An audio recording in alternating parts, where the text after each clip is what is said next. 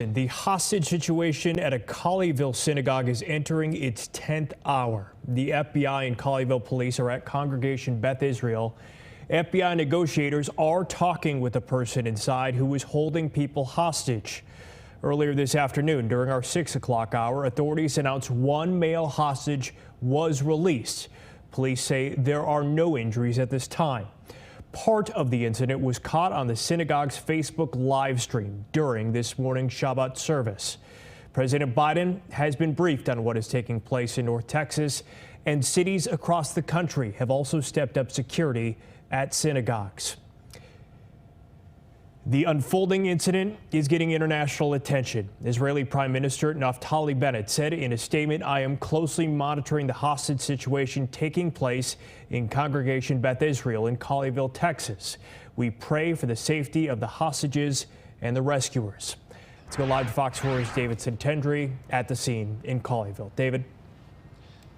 Well, Blake, a single male hostage was released from inside the synagogue just a few hours ago. That male is not injured, according to police, and is being reunited with family members. Still, local law enforcement and the FBI remain fairly tight-lipped as to how many additional hostages could still be inside.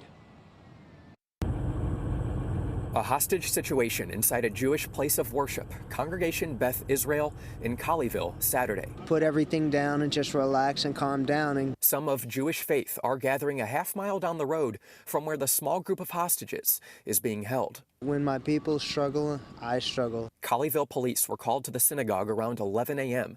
They evacuated people in nearby homes. The FBI, SWAT, and additional law enforcement established a perimeter surrounding the synagogue. One Jewish organization, the Secure Community Network, says it notified the FBI early on. SCN is a national organization that works to protect Jewish institutions all across North America. And it was our duty desk that picked up the early context of what was happening at this particular shul and worked to alert the national authorities as to what was happening. The group says it monitors the web and dark web for potential attacks against Jewish establishments. It's hard to describe that we use Jewish institutions as leverages against issues that occur around the world, and the entire Jewish community of the world knows about this issue, knows about what has happened here today. I've spoken to a number of people in Israel and a number of people across the United States, and we are standing here with the families of these people and hoping and praying for their safety. The synagogue services were being live streamed on Facebook this morning when the reported hostage situation took place. You could hear audio of what appeared to be a male suspect speaking, but the feed was taken down just before 2 p.m. Meanwhile, members of Islamic Central Southlake gathered to show their support for the synagogue. We condemn this act. People hoping for a safe ending. I hope that he actually does the right thing and just calms down and just takes a deep breath and just realizes, okay, there is a way out of this that doesn't resolve hurting anyone and just can be resolved by just putting everything down and just walking out with your hands up and just getting everything done.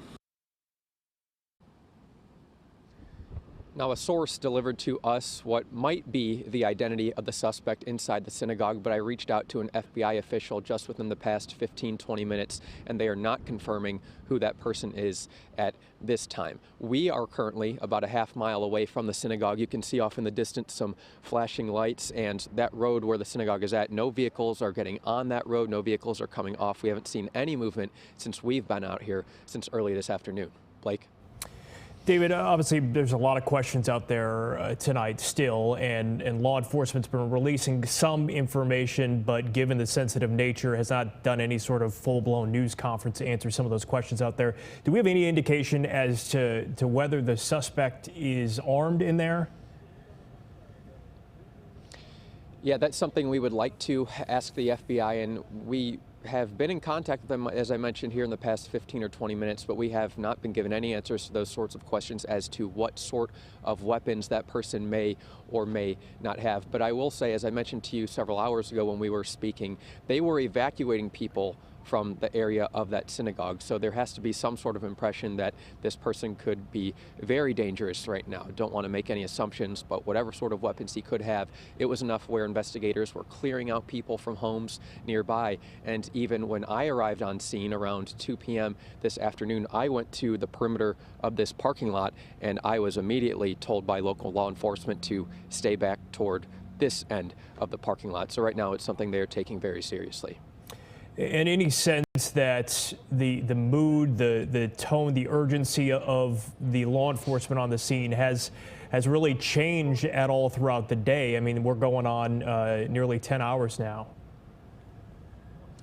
Well, right here where we are at in the media staging area, which is where a number of people are coming and going, especially some who have contact with people who go to that synagogue, we have not seen much of a shift from early this afternoon until now. I will say that one of our colleagues, Steve Noviello, did hear from a source to buckle in that it could be a long evening because the potential suspect is communicating with investigators right now. So we've heard that, but as far as anything on this end, we have not seen any sort of rush or any further movement.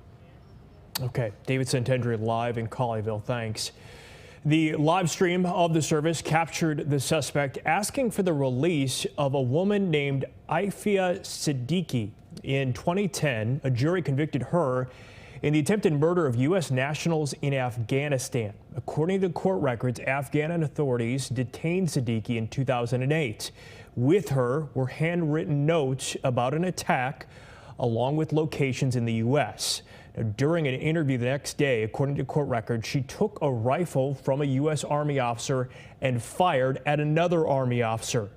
She is currently in prison at a federal medical center in Fort Worth.